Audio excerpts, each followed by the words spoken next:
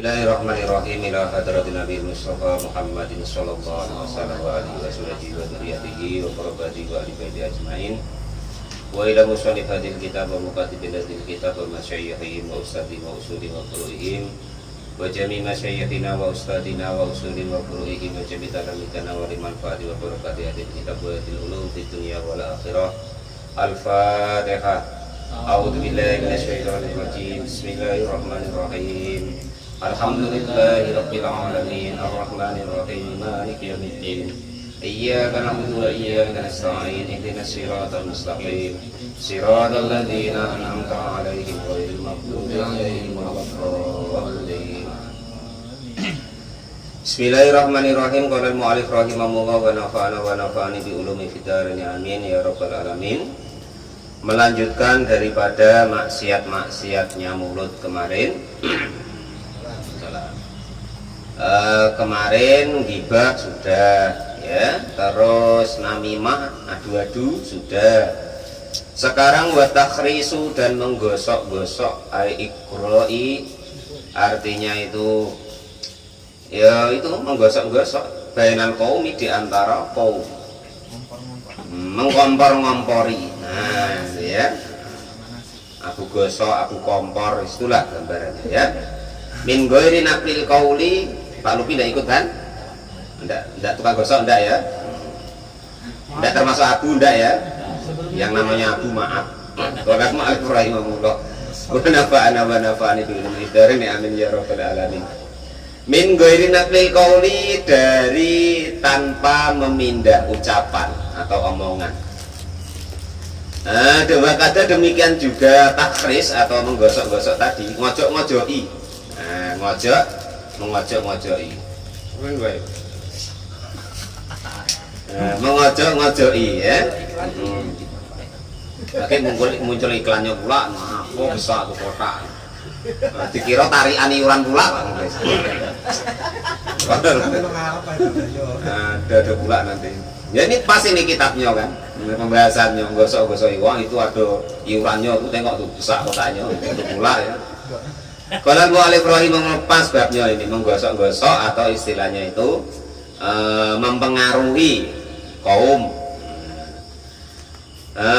Wakata demikian juga apa alikra'u, ya menggosok tadi atau mempengaruhi atau yes, macam itulah gambarannya ya. Bainal baha ini diantara hewan-hewan, hewan didu sama hewan tuh gudang apa namanya, adu domba, diadu asal. Kalau jago ya di gini ini tuh apa tuh kata orang, biar bertarung itu ya. Walidan, dan demikian asara berisyarat siapa al-musannif kiya musannif biqaulihi, dengan dawuhnya kiya musannif walau bainal baha ini, walaupun antara hewan-hewan. Kal Jawa misi seperti hewan melata, wal gonami, dan juga kambing diadu, dihadap-hadapkan ya kan. Akhirnya apa, kambingnya itu saling bertengkar. Kalau bahasa kita apa, adu domba. Belago. Wa mislu dalika, dan sepadannya itu. Wa mislu dalika, dan sepadannya itu apa, ikra'ul kalbi, mengojok-ngojoki anjing, alal adami, atas anak Adam, alil gonami, atau kambing, masalah umpamanya. Nah ini yang sering apa, anjing itu namanya Melki Melki itu kejar. Nah ya kan, itu kita dulu kalau di kebun, itu kerok kejar apa anjing. Nah ya kan, itu sebenarnya termasuk takhris ini tadi. Tanpa ngomong, maksudnya isyarat. Nah itu kan, itu namanya takhris. Kalau kemarin itu kan namimah kan dengan ucapan. Nah, kalau takhris itu istilahnya tuh dengan isyarat, tanpa ngomong. Min ghairi naqlil qauli, tanpa memindah omongan. Anjing itu ndak do ngomong ndak apa, ya kan, kita omongi atau kita isyarati itu kejar Pak Mukhlis kejar. Nah, akhirnya Pak Mukhlis lari sampai kainnya jatuh ya kan. Rupanya lupa ndak pakai daleman. Nah, tambah repot. Qala al-mu'allif rahimahullah. Ada anjing elok-elok duduk-duduk manis di tepi jalan ya kan. Gara-gara jalan sama Pak Lupi ya kan nyagil. Tuh kejar Pak Lupi, kejar. Nah, akhirnya anjingnya ngejar gigit pula. Untung Pak Lupi tukang suntik ya kan. Nah, akhirnya apa? Dadak suntik apa namanya Pak? Rabies. Rabies kan gitu. Itu loh penyakitnya apa? Rabies kan. Nah, itu rabies. Qala al-mu'allif rahimahullah. Aja guyu Mas, lho memang namanya itu kok suntiknya rabies. Harusnya enggak ada saktanya Pak Irul ya. Rabies itu, rabies.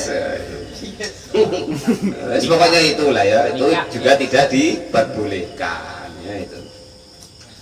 Qala al-mu'allif rahimahullah wa nafa'ani bi ulumi fiddarin amin ya rabbal alamin. Artinya kira-kira paham itu maksudnya ya. Nah, jadi menggosok-gosok atau apa namanya itu?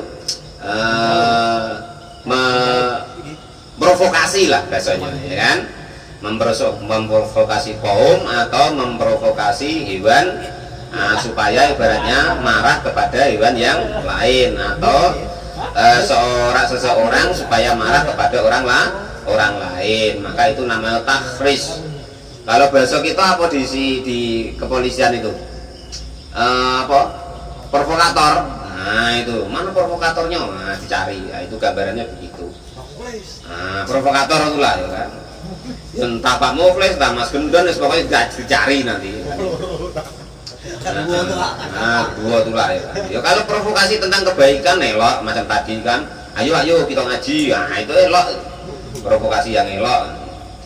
Qala al-mu'allif rahimahullah. Takhris di sini itu maksudnya provokasi yang tidak elok, enggak baik, ya kan. Aturan orang itu tenang-tenang baik, santai-santai baik, enggak ngurus. Nah, akhirnya karena kita provokasi ya, wah apa pula macam tuh, kita jangan macam tuh. Nah, kan tanpa memindah omongan orang. Tetapi gara-gara omongan kita ndak mindah, ndak ngambil dari omongan orang lain tadi ya kan. Kalau namimah kemarin kan omongan orang lain kita sampaikan ke orang lain. Kalau takhris ini kita buat omongan lagi supaya orang tuh semangat, yang harusnya sudah reda, nggak marah ya kan. Nah, akhirnya bikin marah lagi. Nah, itu namanya takhris ya, itu begitu. Walaupun antara hewan dengan hewan atau hewan dengan manusia tadi itu loh. Qala al-mu'allif rahimahullah wa nafa'ani bi ulumi fiddarin amin ya rabbal alamin. Awil gunami masalah umpamanya. Jadi itu termasuk maksiat-maksiat daripada mulut provokatif atau provokasi, baik antara manusia sama manusia ataupun hewan kepada manusia atau sebaliknya. Ya, kucing kurang ajar ngaku udah kau membunuh baik kan itu gara-gara apa nyuri ikan asin cuman itulah iya gedek nih ya sama apa kucing tuh umpama kan yang akhirnya tadi sudah ikhlas ya kan sudah reda kucing tadi makan ikan asin akhirnya dilaporkan sama Pak Ismadio ngamuk lagi dia mana lah kucingnya dilempar ke air dilempar ke apa ke atas seng jadi itu provokatif itu namanya. Qala al-mu'allif rahimahullah wa nafa'ani bi ulumi fiddarin amin ya rabbal alamin. Pokoknya yang menjadikan orang itu semangat lagi untuk berbuat tidak baik itu namanya provokatif atau takhris itu. Maksiat mulut yang seterusnya yaitu wal kidbu dan berbohong. Bahwa adapun yang disebut kidbun itu al-kalamu berbicara bikhilafil waqi'i berbeda dengan aslinya. Berbeda dengan yang dijatuhkan, artinya yang diucapkan. Wa adapun al-kidbu itu min qaba'ihid dunubi termasuk paling jelek-jeleknya dosa. Wa fawaqisal uyubi dan juga paling menjijikkannya cacat. Nah, cacat yang paling menjijikkan itu berbohong dan juga termasuk yang paling jelek, paling jelek-jeleknya dosa itu berbohong. Qala sudah bersabda siapa baginda Nabi aku Muhammad sallallahu alaihi wasallam, innal kidba sesungguhnya berbohong itu babun pintu min abwabin nifaqi dari golongan pintu-pintunya sifat munafik. Hati-hati, walaupun bergurau kita tidak usah bohong-bohongan ya, latihan. Nanti gara-gara bergurau itu akhirnya apa, kebiasaan dan dikira nanti nian-nian ya. Jadi berbohong itu termasuk kita itu masuk ke dalam ranah kita golongan orang-orang yang munafik. Harus kita jago betul-betul itu. Qala mu'alif rahimahullah, yang kebanyakan Mas Gendon tuh sama istrinya ya. Mana duitnya Pak Mas? Alah ini tinggal ini. Lah kok tinggal ini? Nah tadi untuk ini, untuk itu. Nah, padahal bohong. Dan satu lagi diingat-ingat. Satu kebohongan yang kita sampaikan entah kepada istri, entah kepada orang lain ya, itu pasti akan menimbulkan kebohongan yang lain untuk selanjutnya. Kita bohong sama istri, nanti itu ada kebohongan yang lain yang mengikuti itu. Itu entah apa entah ya, contohnya macam mana ya contohnya. Mas Gedon duitnya entah tinggal berapa ya kan. Itu apa Mas? Beli ini. Lah ininya mana? Lah tadi apa? Nah, bohong lagi. Akhirnya ibaratnya tuh menarik kebohongan-kebohongan yang lain. Sekali kita bohong akan menarik kebohongan-kebohongan yang lain. Nah itu makanya kalau menurut baginda Nabi itu termasuk nanti kita masuk ke wilayah munafik. Nanti kalau sudah munafik, ya fit darkil asfali minan nar, di neraka yang paling bawah. Kalau bisa jangan paling bawah, paling atas wis sengaro. Nah gitu. Qala mu'alif rahimahullah wa nafa'ani bi ulumi fitarini amin ya rabbal alamin. Wa qala, dan sudah bersabda siapa baginda Nabi Agung Muhammad sallallahu alaihi wasallam, al-kidbu adapun berbohong itu yang kusu akan mengurangi ar-rizqa kepada rizki. Nah, jadi menurut baginda Nabi itu kalau kita kok bohong itu akan mengurangi rizki. Akhirnya bohong ketahuan. Akhirnya orang nggak percaya lagi, nggak mau ngasih lokak lagi, nggak mau nyuruh lagi, nggak percaya lagi, dan seterusnya, ya kan? Mas Gendon gara-gara bohong dengan istrinya lah umpama kan, aturan malam itu dapat rezeki, dapat jatah, akhirnya nggak dapat. Nah itu contoh mudah, yang siko adab ke sini, yang siko adab ke situ, centulah gambarannya. Permisalannya atau contoh-contohnya cari sendirilah, nanti dikembangkan sendiri ya. Atau umpama kok itu terjadi sama kita, nah itu kita teliti, oh iya ternyata aku bohong tadi menimbulkan kebohongan yang lain. Nah terus itu akan mengurangi rezeki kita. Tapi aku tidak pernah ketahuan apa? Jangan tanya. Tes lah tidak ketahuan, bohong lah terus. 3 kali wes sudah tahu. Paling mentok 3 kali, kadang sekali kalau nasibnya nggak mujur sudah ketahuan. Nah itu seperti itu. Walaupun mu'alif rahimahullah wa nafa'ani tulumi fidarini amin ya rabbal alamin. Ini SMS siapa Mas? Kok apa namanya SMS-nya kok sayang-sayang? Lah itu baju atasnya siapa tuh? Iya tulisannya bakul kambing tapi kok sayang-sayangan. Nah, repot akhirnya. Akhirnya ketahuan HP ditinggal bakul kambing atau pedagang kambing nelpon, Mas pedagang kambing nelpon, nah ya kan, rupanya entah apa entah yang diomong. Lah nelpon pedagang kambing kok larinya jauh, ngapa Mas kok jauh nian? Pokoknya menimbulkan kebohongan yang lain. Itu kalau bohong. Nah, pokoknya macam itulah Mir, ya kan itu. Pokoknya dicari, jangan kita usahakan jangan sampai berbohong, latihan. Karena kalau kita sudah biasa itu seolah-olah bohong itu nggak masalah itu loh. Oleh karena itu kita harus berusaha untuk menghindarinya, karena itu termasuk dosa apa, sejelek-jelek dosa tadi, dan termasuk menjijikannya cacat. Karena apa? Kalau sudah ketahuan bohong orang tua sudah tidak lagi yang percaya. Nah ya kan, tidak mau lagi orang nyuruh. Jangan ke orang lain, loh anak ini yang tidak percaya. Sholat nak, aku sudah sholat. Nah bohong sama anak kan boleh. Sampai ke situ lagi pula. Nah itu teman dia contoh ya kan, nyuruh anaknya sholat, aku sudah sholat kata bapak. Nah, atau anaknya nanya, lah bapak sudah katanya ya kan. Besok lagi diintip sama anaknya bagi lalu, ya kan. Nah, sholat. Lah bapak sudah. Nah, akhirnya besok diteliti sama anaknya. Kalau rupanya bapak tidak sholat, akhirnya malah rugi anaknya tidak mau sholat gara-gara dia bohong. Padahal sholat itu kewajiban dari Allah Subhanahu wa ta'ala. Kita orang tua itu cuma ngarahkan, namun dikarenakan kita tadi ibaratnya berbohong, akhirnya anaknya jengkel ya kan, merajuk dengan kita, tapi merajuknya kepada Allah Subhanahu wa ta'ala. Yang salah kita, anak kita malah merajuk kepada Allah, menimbulkan dosa besar.